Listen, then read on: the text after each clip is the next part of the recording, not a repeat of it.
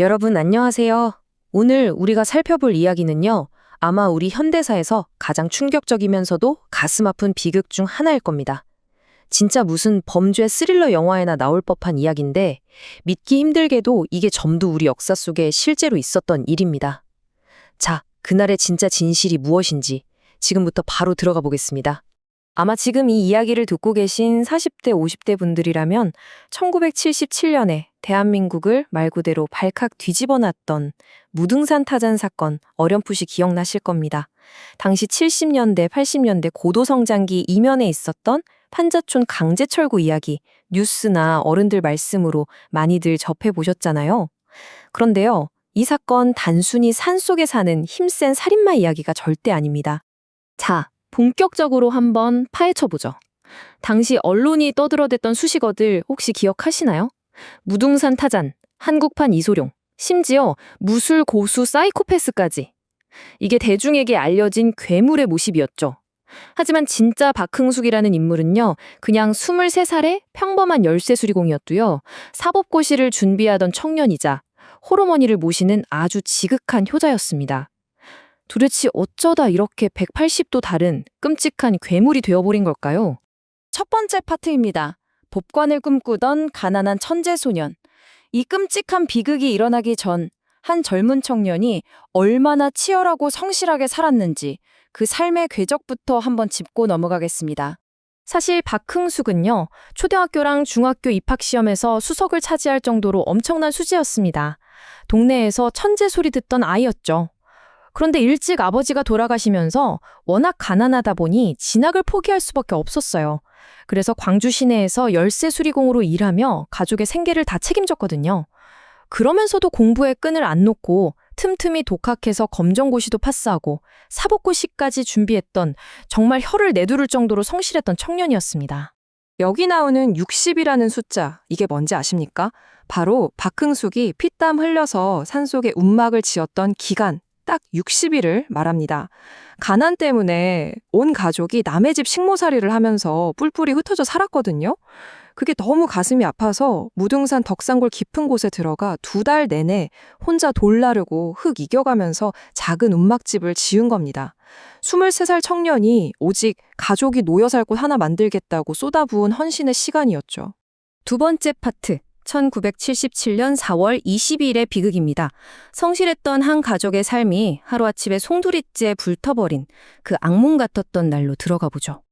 이 모든 비극의 시작은 어이없게도 1977년 10월로 예정되어 있던 광주 전국체전 때문이었습니다. 당시 대통령이 헬기를 타고 무등산 일대를 시찰할 수도 있다, 이런 얘기가 나오니까 당국에서 산 중턱에 있던 무허가 판자촌들을 국가 위신을 깎아내리는 오물로 단숨에 규정해버린 거예요. 국가적인 큰 행사를 앞두고 보기 안 좋으니까 가난한 사람들의 보금자리를 그냥 싹 다 밀어버리기로 한 겁니다. 자, 그럼 이 참극이 어떻게 벌어졌는지 그 상황을 한번 따라가 보겠습니다. 4월 20일 오후에 철거반원 7명이 박흥숙의 움막에 들이닥칩니다. 가족들은요, 반항 한 번 안 하고 순순히 세간살이를 빼내면서 철거에 응했어요. 그런데 이 철거 반원들이 집을 부수는 걸로 끝낸 게 아니었습니다. 다시는 여기 집 못 짓게 하겠다고 그 자리에 그냥 불을 질러버린 거예요. 그것도 모자라서 주변에 거동도 불편한 아픈 분들이나 노인분들이 살던 움막까지 다가가서 무자비하게 불태우기 시작합니다. 진짜 말도 안 되는 상황이 벌어진 거죠. 근데 여러분, 방금 그 불타오르기 시작한 움막 천장에 엄청난 게 하나 숨겨져 있었습니다. 바로 현금 30만 원. 박흥숙의 어머니가 남의 집 식모살이 하면서 그야말로 피눈물 흘리며 모아둔 전 재산이었어요. 평생의 한이 서린 그 돈이 불길 속에서 타들어가니까 어머니가 어떻게든 건져보려고 불길로 뛰어들려 했겠죠. 그런데 철거반원들이 그걸 거치게 팍 밀쳐버립니다. 결국 어머니는 아들이 보는 바로 눈앞에서 쓰러져 실신하고 말죠. 저 사람들은 가만히 두면 죽을 환자들이다. 이웃들 움막에 불이 옮겨붙기 직전에 박흥숙이 철거반원들을 향해 이렇게 울부짖었습니다. 기절한 어머니를 뒤로 하고 이웃들만은 제발 살려달라고 진짜 바짓가랑이 붙잡고 애원한 거예요. 하지만 철거반원들은 그 간절한 외침을 철저히 외면했고 끝내 혼자 걷지도 못하는 노인들의 은신처마저 모조리 불태워버리고 맙니다. 눈앞에서 어머니가 쓰러졌죠.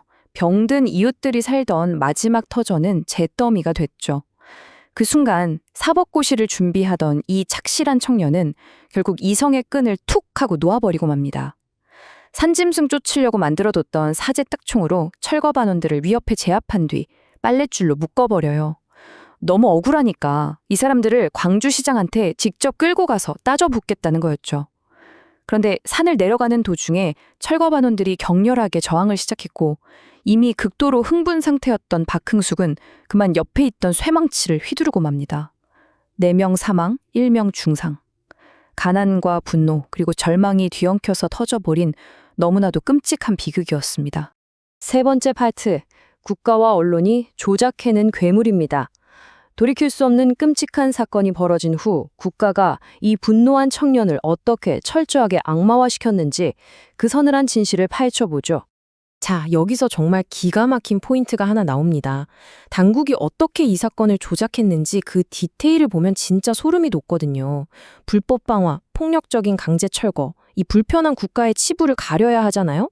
그러니까 무술 단증 하나 없던 평범한 청년을 산속에서 무술을 연마한 한국판 이소룡, 무등산 타잔으로 단숨에 둔갑시켜버립니다. 심지어 고시 공부할 때 덥거나 추우면 들어가려고 파놓은 조그만 구덩이를 사전 안매장용 구덩이라고 언론에 퍼뜨려요. 철저하게 계획적인 사이코패스 살인마를 국가가 직접 기획하고 만들어낸 겁니다. 네 번째 파트, 사형수의 절규와 남겨진 질문.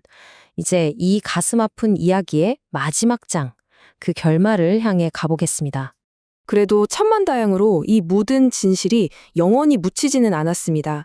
재판이 진행되면서 당시 운동권 학생들과 지식인들이 끈질기게 취재를 한 덕분에 이 참혹했던 진짜 내막이 세상에 알려지게 되거든요. 진실을 알게 된 사람들은 충격에 빠졌죠. 그래서 당시 박근혜 영예부터 오지호 화백까지 각계각층의 저명 인사 60여 명이 발벗고 나서서 이 청년의 목숨만은 제발 살려달라며 전국적인 구명운동을 벌이게 됩니다. 하지만 그런 간절한 구명운동에도 불구하고 야속하게도 역사의 거센 경랑이 그를 덮치고 맙니다. 1980년 5.18 민주화운동 직후였거든요. 권력을 잡은 신군부는 흉흉한 사회기강을 잡아야 했고 이 사건에 자비를 베풀 여유 따위는 없었습니다. 결국 1980년 12월 24일 하필이면 크리스마스 이브에 26살의 이 젊은 청년은 형장의 이슬로 쓰러지고 맙니다. 박흥숙이 최후의 순간 법정에서 남긴 진술이 기록으로 남아있는데요. 이렇습니다.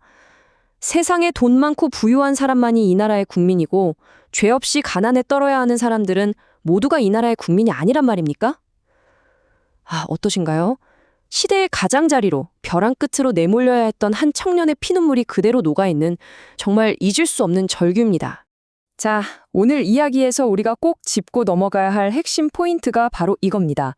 40대, 50대 시청자 여러분, 이 무등산 타잔 사건은 옛날 신문에나 나오던 흥미로운 범죄 스릴러로 끝날 이야기가 아닙니다. 화려했던 70년대 고도성장, 그 이면에서 처참하게 삶의 도전을 짓밟혀야 했던 철거민들의 눈물이거든요. 이게 훗날 소설 난장이가 쏘아올린 작은 공, 그리고 가깝게는 2009년 용산 참사로까지 길게 이어지는 대한민국 주거권 생존투쟁의 아주 묵직하고도 뼈아픈 서막이었던 겁니다. 당시 국가와 언론이 씌웠던 타잔이라는 자극적인 프레임을 걷어내면 우리 앞에는 아주 불편하고 앙상한 진실 하나가 남습니다. 과연 국가란 무엇인가?